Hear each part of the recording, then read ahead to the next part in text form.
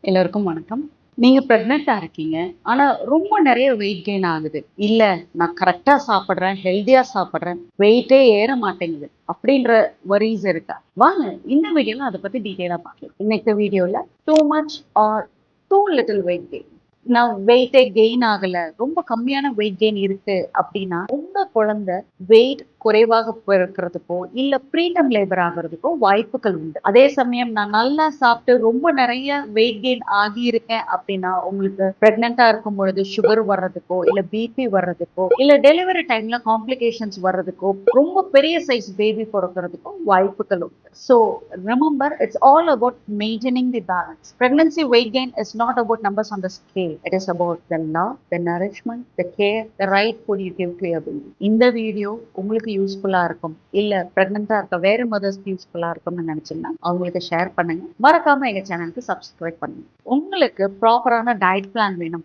Pregnancy weight gain பத்தின இன்னும் தெளிவு வேணும் அப்படின்னா இந்த புக் கன்சல்டேஷன் நன்றி. Doctor Sharmila, Disha woman.